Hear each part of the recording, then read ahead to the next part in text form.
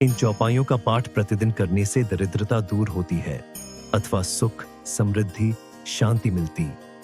इसका अर्थ यही है कि भक्त इसका सिर्फ गायन कर इसे अपने जीवन में उतारे एवं प्रभु श्री राम के पावन नाम का जाप कभी न छोड़ते। चौपाई। जब ते रामो ब्याही घर आए, नित नव मंगल मोद बधाए, भुवन चारिदस भूधर भारी, सुकृत मेघ बरसहि सुख बारी। भावार्थ। जब से श्री रामचंद्र जी विवाह करके घर आए, तब से अयोध्या में नित्य नए मंगल हो रहे हैं और आनंद के बधावे बज रहे हैं। 14 लोक रूपी बड़े भारी पर्वतों पर पुण्य रूपी मेघ सुख रूपी जल बरसा रहे हैं।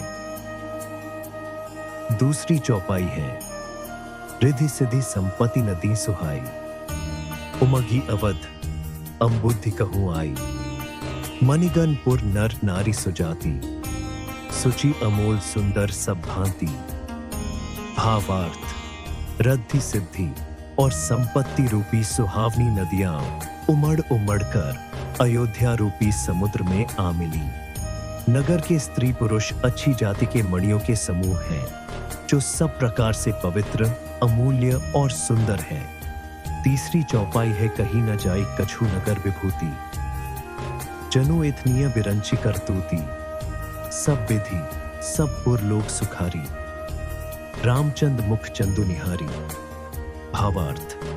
नगर का ऐश्वर्य कुछ कहा नहीं जाता। ऐसा जान पड़ता है मानो ब्रह्मा जी की कारीगरी बस इतनी ही है। सब नगर निवासी श्री रामचंद्र जी के मुख चंद्र को देखकर सब प्रकार से सुखी हैं। चौथी चौपाई है, मुदित मातु सब सखी सहेली, फलित पिलो की मनोरथ बेली, राम रूपु गुण सीलु सुभाऊ, प्रमुदित होई देखी सुनी राऊ। भावार्थ। सब माताएं और सखी सहेलियां अपनी मनोरथ रूपी बेल को फली हुई देखकर आनंदित हैं। श्री रामचंद्र जी के रूप, गुण, शील और स्वभाव को देख सुनकर राजा दशरथ जी बहुत ही आनंदित होते हैं। पंचबीज चौपाई है, एक समय सब सहित समाजा, राजसभा रघुराजु विराजा, सकल सुकृत मूरति नर नाहु, राम सुजसु सुनि अति ही उछाहु। भावार्थ। एक समय रघुकुल के राजा दशरथ जी अपने सारे समाज सहित राजसभा में विराजमान थे। महाराज समस्त पुण्यों की मूर्ति है। उन्हें श्री रामचंद्र जी का सुंदर यश सुनकर अत्यंत आनंद हो रहा है। छठवीं चौपाई है, नृप सब राही कृपा अभिलाषे, लोकप करही प्रीति रुख राखे, वन तीनी काल जग माही, भूरि भाग दशरथ सम नाही। भावार्थ। सब राजा उनकी कृपा चाहते हैं और लोकपालगण उनके रुख को रखते हुए अनुकूल होकर प्रीति करते हैं। पृथ्वी, आकाश, पाताल, तीनों भुवनों में और भूत, भविष्य, वर्तमान, तीनों कालों में दशरथ जी के समान पंडित टिड्ढाभागी और कोई नहीं है। सातवीं चौपाई है, मंगल मूल रामु सुत जासु, जो कछु कहिय थोर सबु तासु, राय सुभाय मुकुरु कर लीन्हा, बदनु बिलोकी मुकुटु समकीन्हा। भावार्थ।